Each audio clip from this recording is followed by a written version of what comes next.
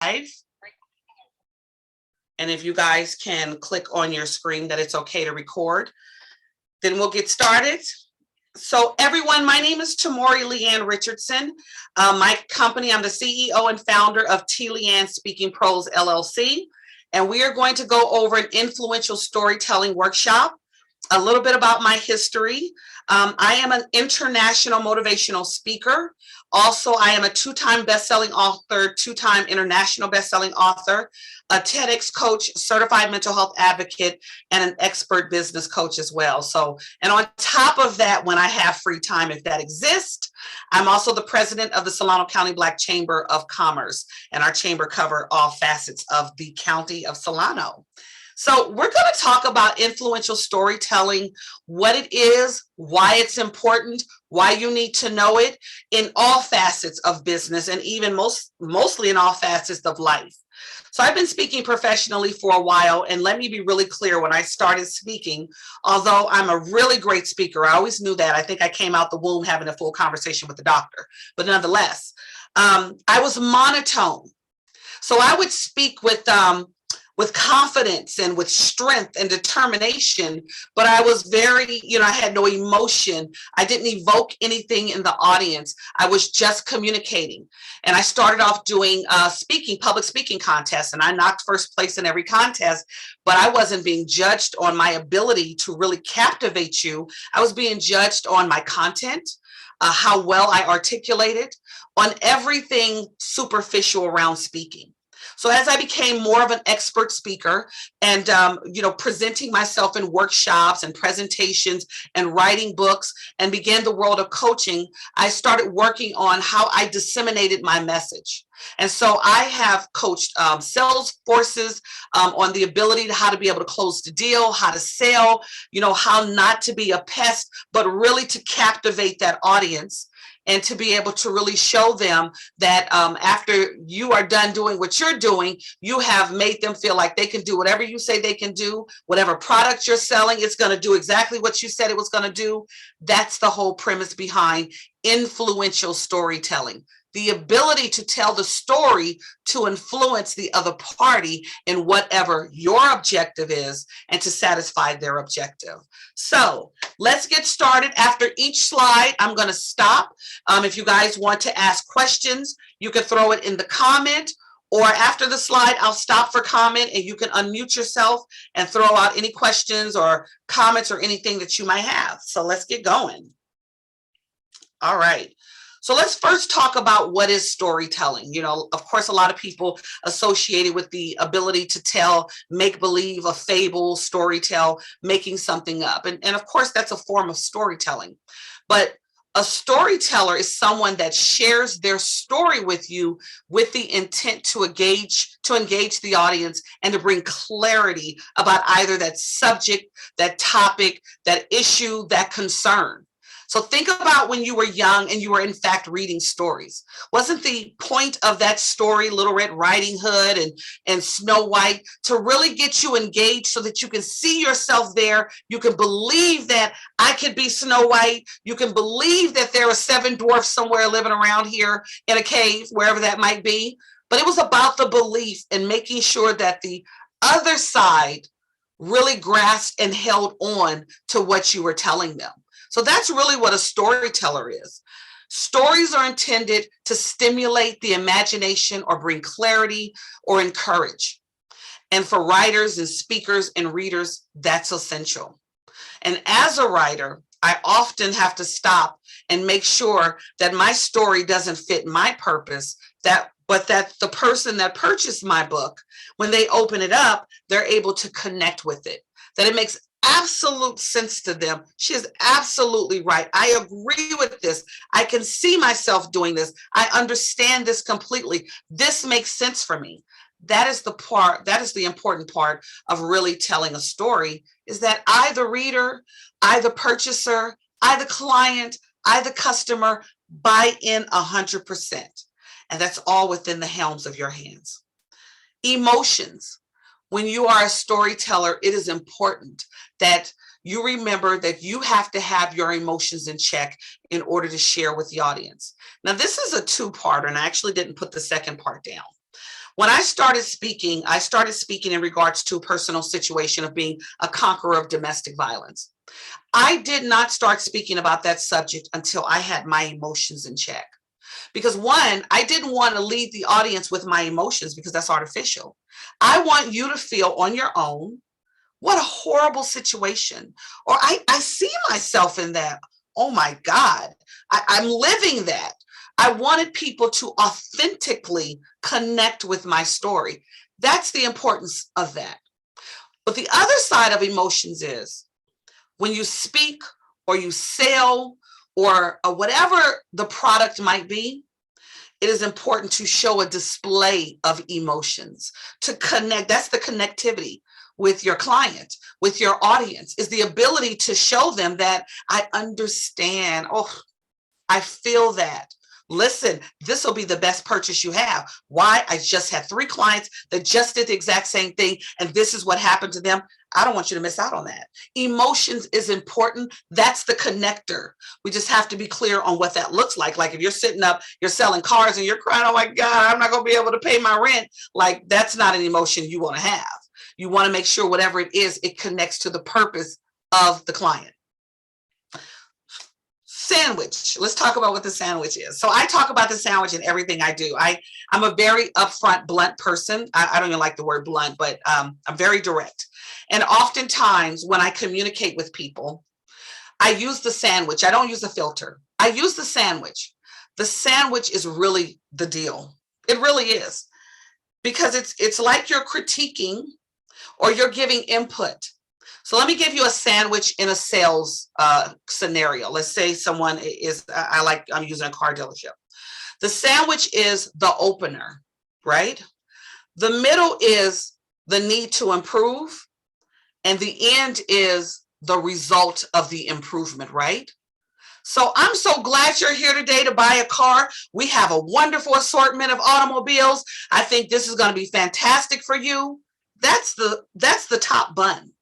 The middle part is, I know you've got some credit issues going on, but what we're going to do is we're going to help you with purchasing something within your range. It may not be what you want right now, but this will ensure that you will be able to get what you want later, and you'll be able to have whatever it is you desire. The bun is in 6 to 9 months, you come back here, you refinance, and we get you exactly what you want as long as you've done everything that you are supposed to do. The sandwich is essential in life, right? No one wants to hear, oh God, your credit score is 3, you're not getting anything here. Or you can't apply for this, or you don't qualify for this. Everyone needs the sandwich. And in communicating with each other, it's important that we know that it's important to open up with, you know what? I love the fact that you started writing your story, and I appreciate your authenticity, and I see where your desire is. Here's the meat. However, it is missing some portions here that I think are going to prevent you from connecting with the reader. And here's the bottom bread. But once you've done this, listen, that's a slam dunk that you've done it. So I think the ability to be able to tell a story is also, you want to make sure that whether you're speaking, you're writing, you're selling, you have a product or whatever the case might be, is you're always engaging. You're always making the individual feel like you're in tune to what they need and how they need that product, that service, that book, that speech, whatever the case might be. So always practice the sandwich, I think, is very crucial in communication. So I'm going to stop there and see if anyone has any questions or comments. And if so, you're more than welcome to just hop off a screen. You hop off of mute. I apologize. Okay, so let's go to oh, sorry. I apologize. Go ahead. No, I was just going to mention about that sandwich. So I have a hard time, and just stop me if you need to answer the questions later, but I have a hard time I get to the point first, and I have a hard time when I'm writing, I'll use a lot of filler words and rhetoric and just get straight to the point. And so I kind of see what you're saying with that sandwich. It sounds like I need to maybe do an outline. Would that help? Well, you always can do an outline if Mhm. you need to be that thorough, and that's no Okay. problem. However, filler words come from the inability to pause and take your time, right? So the Okay. fillers come in, the ums, the ahs, the Mhm. souls, the come in because you're not taking the time to process your thoughts. Yeah. And so you're running through your communication, and that's where that comes from. Okay. The sandwich. I worked in corporate America and I worked around a lot of corporate men. Mhm. And men are very straight to the point. I grew up around men. They're very straight to the point. They don't have a lot of the emotion. They don't go through a lot of the humdrum that as women tend to do.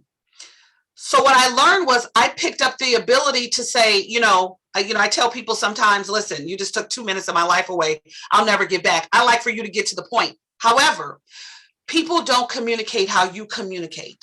So Mhm. oftentimes you have to dissect it. Mhm. And when you're giving information that you know may or may not be received well, now Mhm. you really have to do the sandwich.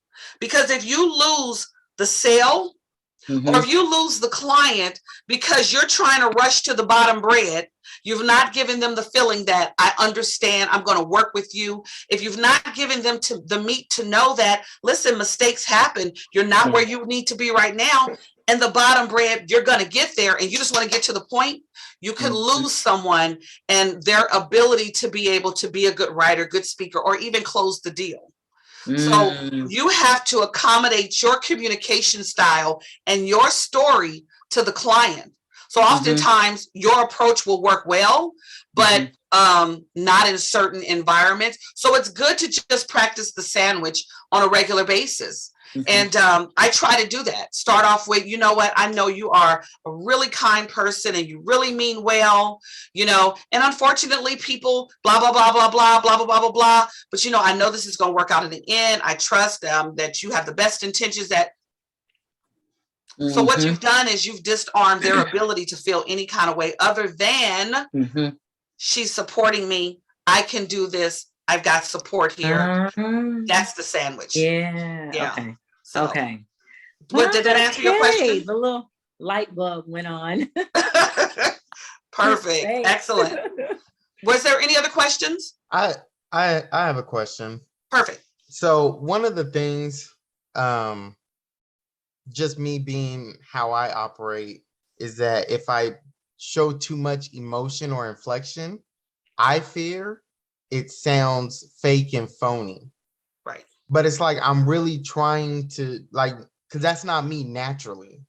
So how do you, I guess, bridge that gap to where it's like I want to show inflection and all that, but that's not me.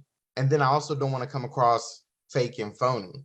And that Right. happens even in my writing. Like even if I write something, it can be the same thing. Like to where if I read it back, I'm like, okay, yeah, you're doing too much. Like that, like you know what I mean? But it's like I Yeah. want to show that up and down in that emotion. Correct. So no two people are alike. So you have to sometimes make sure that you have different ranges for different scenarios. When you're not an overly emotional person, sometimes it can come off very stiff. So you have to find that balance. I'm not a very emotional person at all. So I had to find the balance that's authentic and that where I really care, but it's not an overage where you're like, oh God, she's showing all 33 of her teeth. This is fake. So that balance is going to have to be where, and maybe it's not a range of emotions. Maybe it's really focusing and working on your level of interest. Because those are two different things. Mm. Emotions is a lot different than really having a sincere interest in a conversation. And when you write, making sure that you're writing with clarity as opposed to writing with connection, emotional connection, because a lot of times, we go over, oh, well, this person is, looking, writing something to someone, oh, this person is looking for this, and they're in such a horrible situation, and it's such this, and you're overstating all of that. This person is in need of such and such because they're trying to fulfill whatever the case might be. You need to get in check with what's an overage, what sounds real, and what doesn't. Yeah, And I would, if you feel like maybe it doesn't sound authentic, stay away from that emotional range and just focus on specifically what the client wants, because they don't care if you're happier than them or sadder than them. They just want the product and they want you to give it to them. And they want to know that you care about giving it to them. So you don't have to come in there like that or crying. They don't need all that. They just need to know that you care. And your level of care can be, I have a level of interest. Now, how do I display that so that they know I'm concerned, but I'm not doing too much so I feel fake? So I don't know, does that help you with that? Definitely. Okay. Absolutely. Okay, wonderful. All right, I'm going to move on to the next slide. So why is a story, okay, well, I misspelled that correctly, but why is storytelling so important?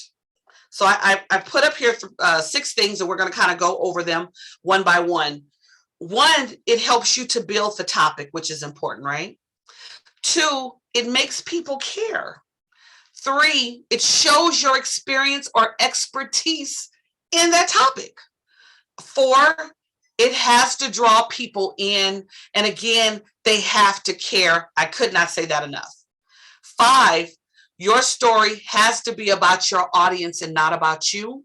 And number 6, I created and trademarked something called the CAM effect, where I talk about any speaking, anything that you do, any writing. I don't care if you're a salesperson, if you're a marketing person, you have to have the CAM effect. You have to be able to captivate, articulate, even if it's in writing, and motivate. That audience has to feel that whatever Terry told me to do, it's on and popping. I believe I can do it. So let's start back up at building the topic. And this is more so along the lines of a speaker and a writer, what that looks like. When you're storytelling, make sure that if you're writing or you're speaking, that you speak on topics you know. As wide of an assortment of topics that I have, and I get people that reach out to me all the time about speaking behalf of this, that, and the other. If it's not my genre, if I don't have an expertise, I don't speak on it. Because if you make the audience feel for a second that you don't know what you say you know, you start losing not only validity, you lose that expert title, and you start to make yourself look amateuric, and you don't want to do that. So it's even if you're selling a product, know about that product. Don't come in, well, I don't know, let me go look through the book. No, I want you to know that before you come to me. Know what the topic is, because I don't want you fumbling and stumbling. That's your responsibility, is to close the deal with me, the consumer. How do you do that? Your job is to make sure that when I read your book, it was the best thing that I read. That's your job. So making sure that your topic is a topic that you know and that you can speak on is the most important thing. Second thing is making sure that people care. When I was writing my 4th book, someone that I knew at the time, I was kind of struggling with a chapter or 2. And she said to me, well, what's the purpose of the book? And I said, well, the purpose of the book is to share my experience. And now this is my 4th one, right? This isn't my 1st book. Is to share my experience and make sure that people understand where I'm coming from. I want to empower. And then I want to do this and I want to do that. And she was like, yeah, but who are you doing this for? Are you doing it for you or them? So that was important for me to understand, that I had to make sure that my experience was that they cared about it, that what I said they can do was obtainable. And so that was important in really deciphering how to disseminate my message and put it on paper, is that I needed the people to care that I went through this. I needed them to care about the process. And they could not do that if I didn't make the story emotionally attainable and make it realistic for them. That was very important. Shows your experience. This is kind of what we talked about in number 1. Being able to storytell shows your ability to be an expert in whatever topic you are speaking on. So whether that's writing a book on mental health, I am not a psychologist or a psychiatrist. I'm a certified mental health advocate. I stay within the realms of advocation for mental health, and everything that I speak on, I have read, studied, followed the legislation behind it, followed in behind therapists, psychiatrists, So even though I am not licensed in those areas, I am certified to talk about the things within the confines of my expertise because I know.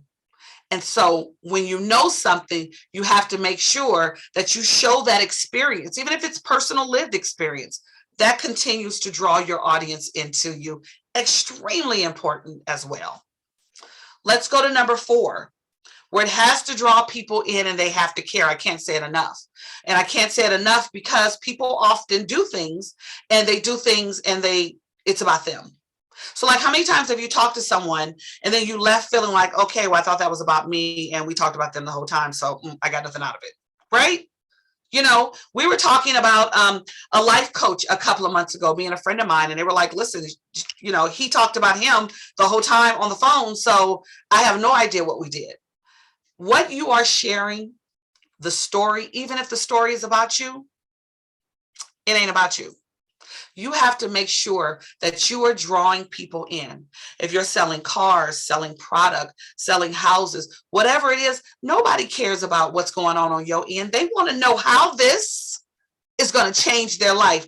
This house will help you start creating generational wealth for your family. You can pass this house over to your family. This car is a stepping stone for you getting that BMW, that Mercedes, that Porsche, whatever it is that you desire. But you got to start here, and I can see you in a year right there. That's what this is going to do. This has to be about drawing them in, making them feel this is about you, and always keeping them engaged and excited about what you are offering at all times, right? So you have to make sure that they care, and they can only care if it's about them. When you start deviating, then you start losing people, because really you're the conduit for the service. You're the messenger for the service, right? Let's talk about the 5th one. Your story, again, has to be about your audience, not you. This is the same in politics. This is the same in customer service. This is the same in sales, writing your book, giving a speech, whatever the case is, it's not about you. Even if you're writing a memoir, you're not writing a memoir because you want me to care so much about your story. You're writing a memoir because somewhere in there is a message for me. Make sure I understand that message. Make sure I understand there is a lesson to learn from this. Make sure if you're a salesperson that I understand what the objection is here, what the goal is here for me, the consumer, the client, the customer. That is always, it's about the audience. And when you start deviating and making it about you and someone else, you start to lose your audience. So no matter what you're doing, and even in, the world of politics, we look at, and I'm not a big political person, but the moment the candidate or the politician takes it off the people no longer have interest, because who is it about? It's about the people. Who cares about you? Nobody. You're just a conduit. You're the messenger between the people and the government. That's what you are. You are the person they elect to get it done in between them. It's not about you. No one cares. It's about the audience. So make sure in whatever you do, you think, okay, this is not about me. This is about them. How do I make them feel today that they can achieve this goal, and I'm here on their side to help them? Right? That's the purpose. And let's talk about number 6, the CAM effect. The CAM effect I came up with when I wrote my first book, 10 Steps to Becoming a Highly Effective Public Speaker. I was always asked to coach, and it was my first book. And even though I had been speaking, I didn't want to coach because I really didn't know much about coaching, and I was still speaking. But then I had to start working on my level of emotional range, as I stated before, and that's when the CAM effect came in. And so I started to recite my speeches in the mirror. And I'd work on my emotions. I'd work on different ranges. I'm a great communicator, so the articulation part wasn't a problem, but that was important to be in there.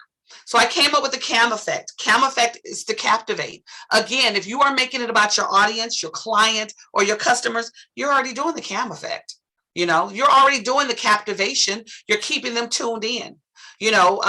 You get a customer or a client, how do you keep them captivated? Well, you check on them. If they didn't buy something today, doesn't mean they're not going to buy it tomorrow. Just checking in on you. I know you came down a couple of weeks ago and I know you're still thinking about it. Let me know, is there anything that I can do? Blah, blah, blah, blah, blah. And I just want to know, is it okay if I, maybe check back in a couple of weeks? That's continuing to stay engaged. And when you do that, you are captivating your audience because they're going to say, dang, that guy or that woman is really concerned about when I do business, I'm going to do business with that person. And that's what you want. Articulate. I always tell folks, do not use pop culture referencing. Why? It's offensive. It's offensive to people like me who are almost 50 and I don't know what you're talking about. It's offensive to people in other cultures when you're using slang terminology and they don't know what you're saying, or when they start saying it because they think that that's what we're doing. Keep it professional. Keep it within the realms of your conversation and the texture and the trajectory of what you're talking about. Don't start having TikTok slang and all that other stuff. You lose people who are looking for a professional exchange. I don't want to have to Google what you just said. You're writing something, I don't know it. And I have been in that situation. Make sure your communication matches your audience. I never assume because I meet Black people that I can speak any type of slang terminology. I don't assume that. I don't assume because I meet young people that pop culture referencing is how they communicate, because my children don't communicate like that and they're teenagers.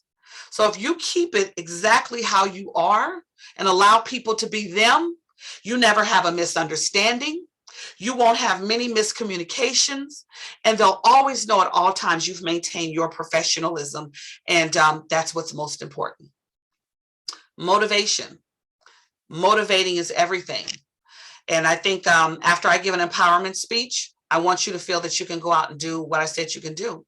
When you give someone instruction on a plan for a product that you're selling, they should feel that at the end of that time frame that you gave them, that, he gave me some good advice. So I got 6 to 9 months and we're going to get this in. So your motivation and how you are pumping them up and getting them ready and for the sale or for what the long haul is going to be, and that you're going to work with them, that's essential, because that motivation keeps them dialed into you. It has them referring you, has them bringing people back to you, has them coming back to you, keeping that motivation going. And lastly, on this slide, making your audience your priority. Like, remember, it's not about you. The product you sell, it's just not about you. And when you focus on telling the story and making sure you do it with influence, what does influence mean? It means the ability to make sure that people feel connected to you, to encourage them to be able to do whatever you feel that you're suggesting to them. But you cannot do that if you don't know your topic. You can't do that if you don't connect to the point that people care. You cannot do that if you don't stay within the realms of what you know and show your experience. You cannot do that if you do not draw people in. And you cannot do that if you make it about you and not your audience. And you will not do it if you do not have the cam effect. So absolutely. I wanted to keep this presentation short today because I know people are probably on lunch or whatever the case might be. I did record it, but I wanted to keep it short. I usually do influential storytelling coaching, and it's a 4-week course. I'm actually going to be starting a workshop next month. I have clients already, and I really don't have room for other clients, but I want to do workshop because I know how to communicate, how to tell your message. All of that is important to people, and I want to make sure I can bring jams. And even in those workshops that we're going to do, there'll be a cost associated with it. So I'll make sure that everybody register, get the information. If you're writing a book, we'll sit down and go over the writings with you and help you to be able to formulate that. If you're putting together, a presentation or a speech, let's sit down and go over that. In my coaching, you will leave with 3 speeches from one. So we don't sit there and I send you away with what I want you to do. We break it down. We break down scenarios. If you're selling a product and you're not sure, you're having a problem closing in this area or that area, let's sit down and do some run-throughs and break it down to make sure that you're doing everything you can on your end to captivate, to articulate, and to motivate your audience. So did you guys have any questions? I just flew past that last slide.